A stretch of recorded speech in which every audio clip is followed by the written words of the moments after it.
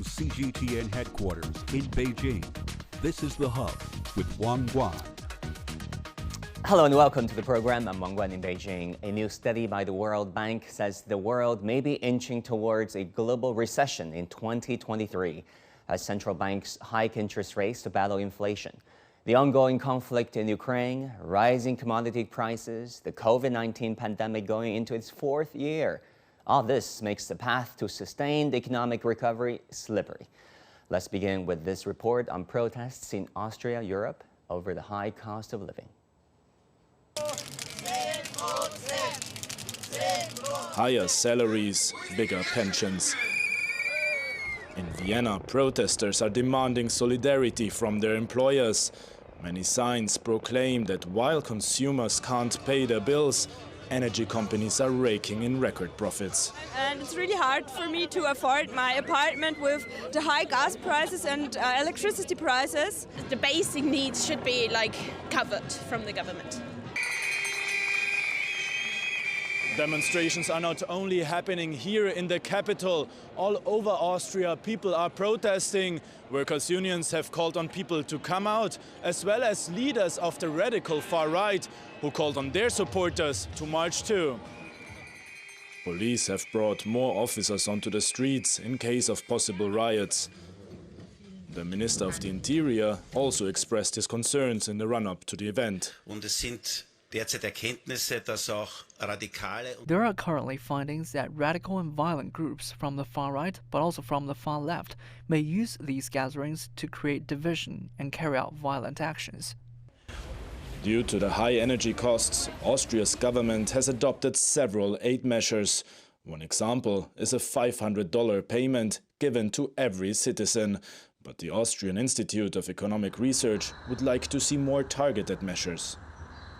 Austria implemented a very quick lump sum payment to provide very quick help, which was not targeted to poor households. The next is we recently implemented is a subsidy for the electricity bill. This is a little bit better targeted. Over the last month, food prices and housing costs have continued to rise.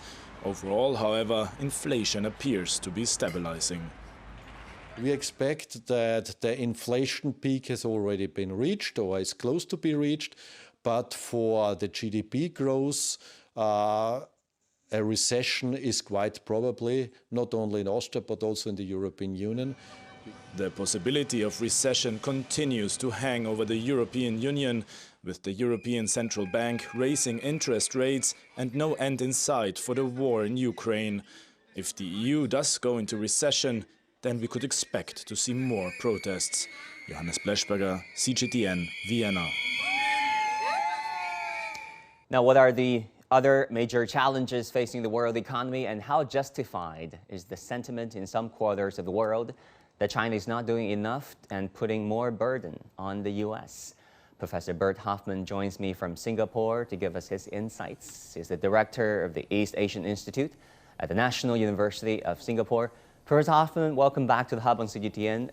A new study by the World Bank Thursday estimates that global growth will slow down to 0.5% in 2023 and per capita GDP will shrink to 0.4%, which technically means a recession.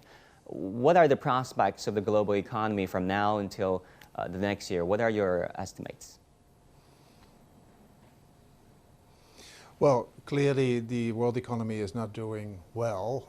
Since the beginning of this year, there have been a repeated adjustment of the projections for this year, and the World Bank report sees this as a sign of more troubles ahead.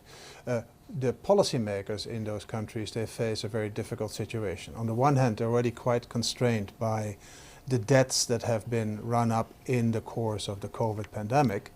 And on the other, they're now facing inflation. The US inflation is a bit different from the European inflation. In the US, they may have overstimulated the economy a bit, and therefore inflation has peaked. In Europe, they face a big hit from commodity prices, particularly energy prices.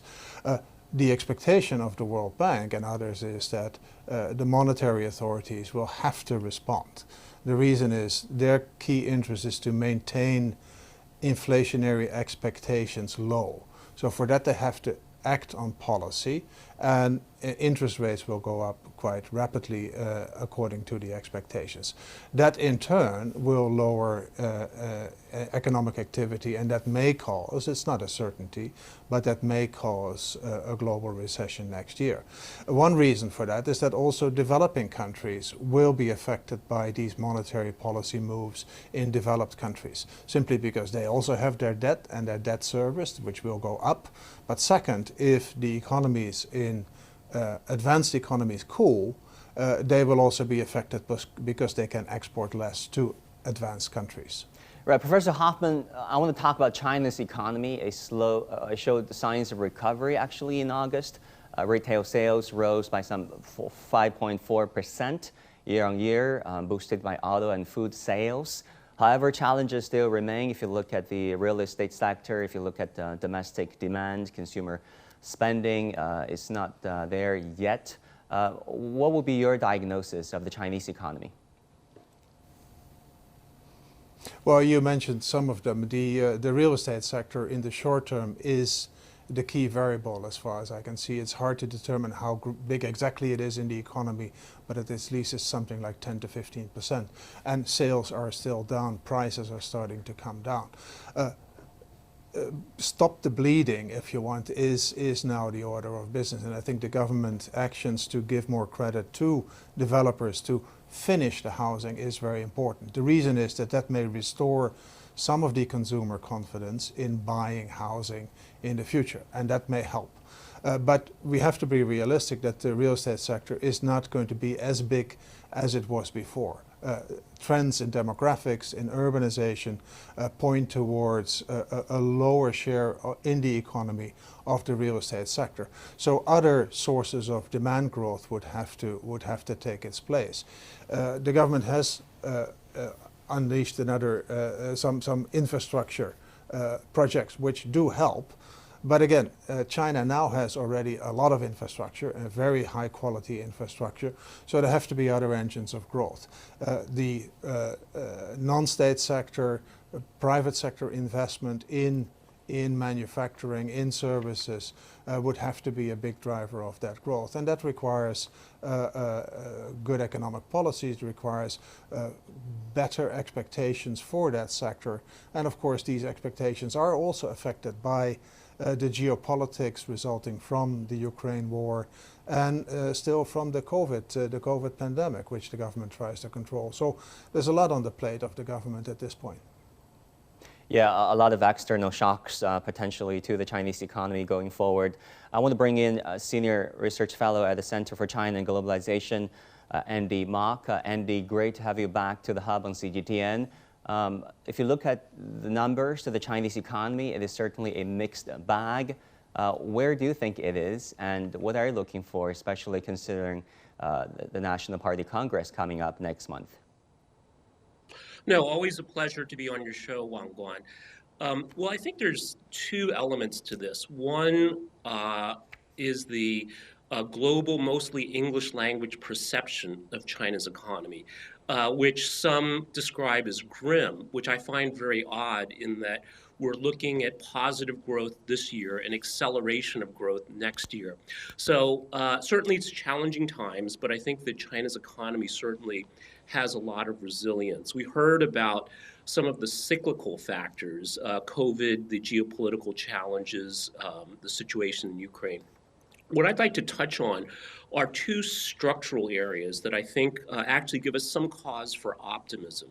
So there's a lot of talk about this demographic crisis in China with an aging workforce. But at the same time, we see China making enormous investments in industrial robotics. And I think this last year, China installed more industrial robots than the rest of the world. So this is one way that China's making the investments, paving the ground for longer-term prosperity. The other issue we've seen is that we're in a world of increasingly global extremes, whether this is geopolitical events or weather events that have caused some of the hydroelectric power challenges in certain parts of China. But again, we see structural solutions being implemented that are partly economic in nature, but partly political in nature as well. So at the recently held Shanghai Cooperation Organization meeting of the country leaders, one thing that's very important to point out that President Xi's trip to Uzbekistan and Kazakhstan is about greater regional economic integration, but also his visit to Kazakhstan, I think, underscores the importance of Kazakhstan to China's future energy prosperity, because China is one of the few countries that is very realistic and recognizes the importance of nuclear power.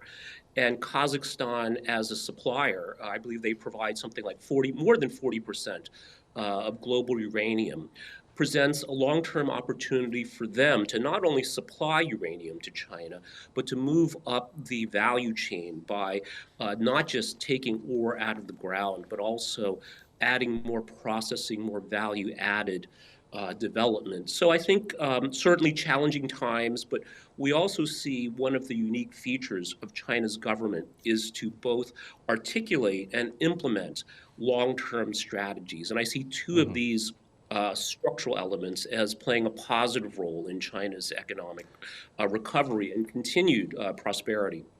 Right, and the World Bank President David Malpass recently said that China is, quote unquote, less eager to really stimulate this time.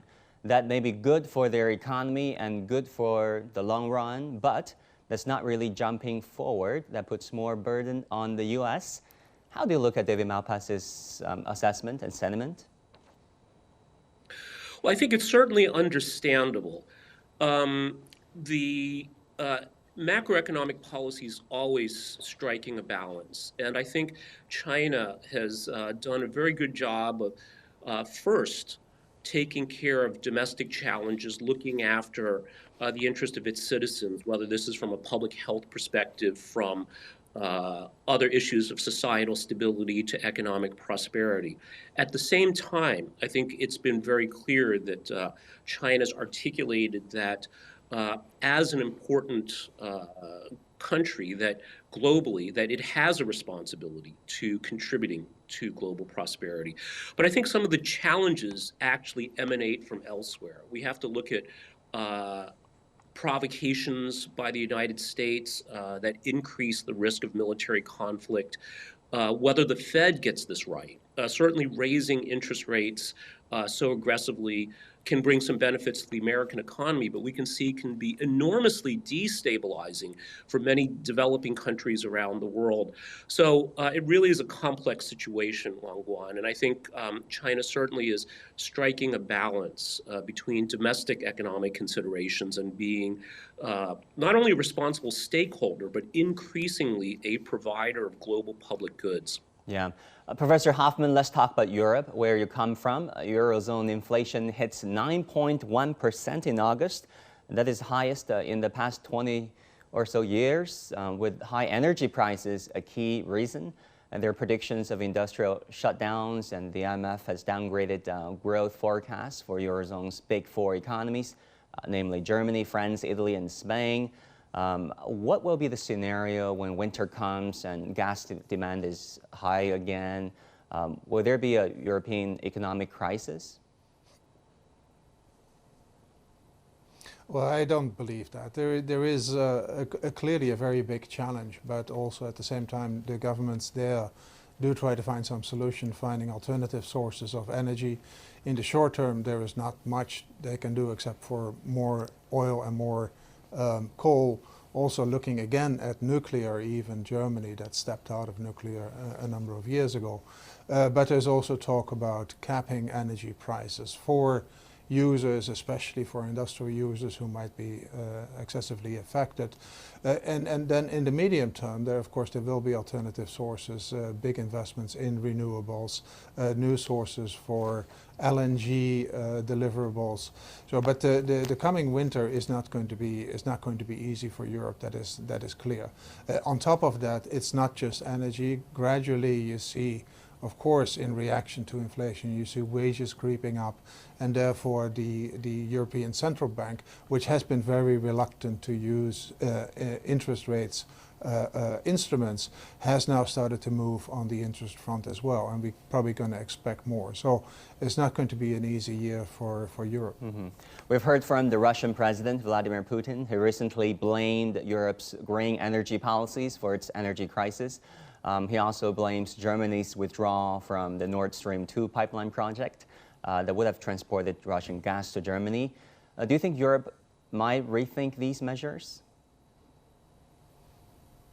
No, they won't, because they would see that as financing Russia's war in the Ukraine. So this is a political decision. It's a tough decision, and with lots of consequences. But the Europeans are quite unified on that point.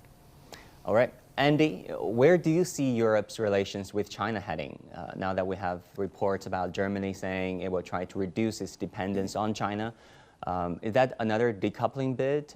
I mean, in the UK, the new Prime Minister, Liz Truss, also promised on her campaign trail to get tough on China. Well, I think certainly the rhetoric has not been very positive, Wang Guan, but I'm actually a little more, I would say, pessimistic about the situation in Europe today. If we look at the really only practical way for Europe to get through the winter from an energy perspective is euphemistically called demand destruction, meaning that major businesses, whether these are glass businesses, iron, steel, zinc, aluminum, have to shut down. And I think this gives us some insight into how Europe will deal with China as well. I'm a little bit less sure that Europe will continue this folly of opposing Russia. You know, this notion of indivisible security lies at the root of this, but we're seeing the economic implications. Similarly, I think with China as well, we see the importance of the China market to many German businesses, many European businesses. But we also see now China becoming an increasingly vital supplier of many, many important products. Look at electric vehicles, batteries. These industries of the future, that if Europe truly wants a sustainable future of economic prosperity, I think they really do have to resolve this contradictory stance between the rhetoric and the economic and even political realities. Well, Professor Hofman, how do you look at this with changes of cabinets in many countries in Europe, or potentially in many more countries of Europe? Where is Europe's relations with China headed? Well, that to me is still an open question, and I share the concern of Mr. Mack that it would be quite destructive if there were to be, if you want, a decoupling from China. I think it takes many sides to move on that agenda, but as it currently stands, a lot of the directions are in that direction of decoupling, simply to reduce the risk of potentially any future conflict that might occur, so that you're not that as vulnerable as Europe is now to Russian energy. I believe that is to some extent an emotional response, and I think there's better ways of handling this, but it does require a lot of policies coming together. The international relations need to be put on a different level. The if you want, the anti-China rhetoric would need to disappear to a large extent, and that will take some time. And I hope that in the meantime we won't see any crisis coming from that. You know, when I cover the IMF and World Bank annual meetings, geopolitical factors are always considered major factors, increasingly so, impacting the global economy. And some Chinese colonels, military strategists I've talked to, said there will be two Cold Wars going forward, like it or not. One with the Russia's military actions in Ukraine. When it finishes, if and when it finishes, there could be a Cold War in Europe, and there's another Trans-Pacific Cold War between Beijing and Washington. What would that mean for the global economy? Andy, let me start with you. Well, we hear this term decoupling quite a lot, but there also, I think, is an argument that what we're witnessing is recoupling. So look at 2022. This year so far, it's been full of negative news about Ukraine, the ongoing COVID crisis. And I think what is overlooked is that this year also marks the formal launch of RCEP, the Regional Comprehensive Economic Partnership, that covers about a third of the world's population, currently about a third of global GDP, that's projected to grow to 50% of global GDP. And even if it's only the first year of what's expected to be a many-year process, countries are seeing economic gains from this. Durian is one example, but there are others as well.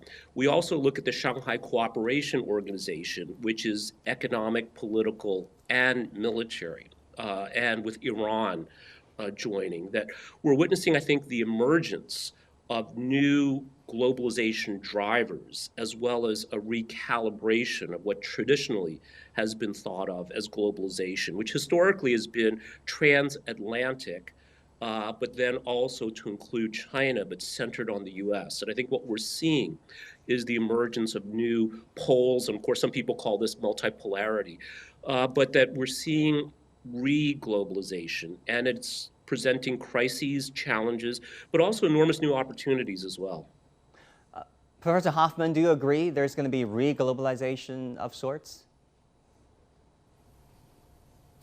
I definitely think that regional integration is going to be a theme going forward. And I said the RCEP is one driver. Europe is already very strongly integrated, and maybe the transatlantic integration will go deeper. But it will be costly. China is a big source of final production, but also intermediate goods increasingly for the rest of the world. The interaction with the advanced world, or with the US, Europe, is much deeper than the Soviet Union ever was, or Russia still is. So it would be very costly to unwind that and to sort of lock up economic activity in regional blocks. It does require a different way of thinking on all sides, I would say, and I do believe that there are still lots of opportunities there, and diplomacy should now be in charge, because there is this, we all live in this world together, there's lots of global issues to solve, and they can't be solved with Europe, the US, and China not moving in the same direction. So I remain hopeful that there are opportunities to discuss on how a more multipolar world, the US doesn't like the term, but a more multipolar world with different centers of power, how that could look like and how that could function in a cooperative manner. Fair enough. I want to bring in Edgar Perez, global technology and finance expert in Beijing. Edgar, welcome to the Hub on CGTN. I want to have your take on the CHIPS and Science Act that US President Joe Biden recently signed. What does the act say? What impact will it have both on the US chip industry and China's semiconductor industry? The CHIPS and Science Act, signed by President Biden last month, it is indeed an important effort in the goal of the country to actually secure supply lines for semiconductors. In the last 3 years, we know how difficult it has been to provide these semiconductors to the final customers. The law includes 3 parts. The first part is actually very relevant because it involves $52 billion in facilities and financing that will be provided to companies building factories of semiconductors in the continental United States.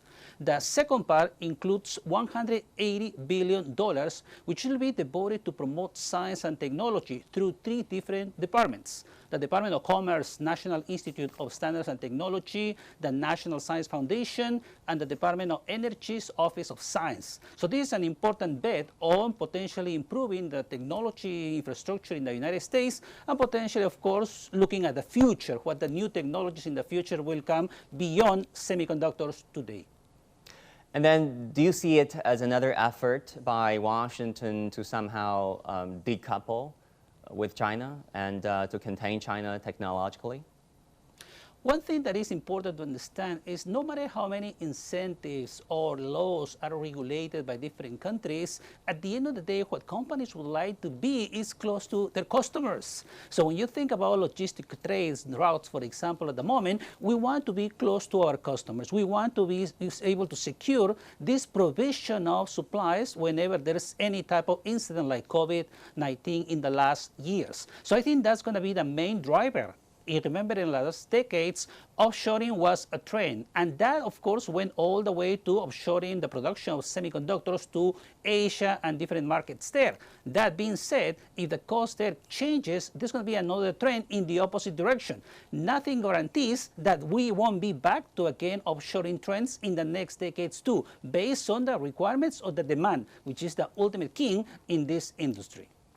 Well, Andy, let me turn to you. The Taiwan Semiconductor Manufacturing Company, based in the Taiwan region, is the world's largest chip maker. The U.S. is seeking support and continued cooperation with the Taiwan region. This comes after the TSMC announced they will invest over $12 billion to build a chip factory in the United States. How do you look at this triangular relationship between Taipei, Beijing, and Washington? TSMC and Well, any other major... Andy, let me turn to you first. Edgar, hold on. Okay, thank you very much. Andy, go ahead. Oh, okay. Well, this is clearly centered on semiconductors, which are the foundation for technological superiority in the digital age. And we know that a crucial part of the United States national security strategy is to maintain its technological leadership over any other countries, and in particular China. So this is, I think, well known. But I think the challenge for the U.S. is this. Through the Chip4 alliance they're trying to create, it's understandable what they want to do, but the realities may confound them. You know, when you talk to the chip leaders, not just TSMC, but Samsung, some of the Japanese companies as well, they're not that interested in working with each other because they see themselves as ferocious competitors. To use an American example, it's like asking Coke and Pepsi to work together for the interest of a third party. So I think we really have to see here. The other thing, too, is that even as recently as a few weeks ago, the South Koreans now are feeling quite disillusioned that they've made very good faith efforts to make investments in the United States, only to feel betrayed or backstabbed by them with this new Inflation Reduction Act that hurts Hyundai, which is the #2 EV supplier in the United States. That Taiwan, TSMC may experience something similar. So I think everyone is very, very careful about moving forward with these types of initiatives. And again, I see a big disconnect here. And one of the most important factors in these types of endeavors that require such complex coordination is the trustworthiness and the reliability of government. And it's not entirely clear that this is something that the U.S. can deliver. Yeah, Edgar, what do you think? We have 40 seconds left.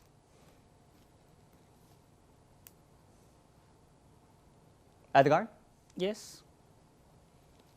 Well, when you think about these companies like TSMC and many other major semiconductor manufacturers, they're going to be looking at incentives all over the world. So if the U.S. is planning now with $52 billion to change the structure of the industry, I really doubt that's going to create a transformational change in the market structure. At the end of the day, customers will demand to be close to these manufacturing facilities, and that's going to be the guiding principle for TSMC, Samsung, or many other companies in the industry. All right, Professor Hofman in Singapore, Andy and Edgar in Beijing, thank you all so very much. And that's all the time we have for this edition of The Hub on CGTN. Thank you for joining us. I'm Wang Guan in Beijing. Our news coverage continues on CGTN. Bye and take care.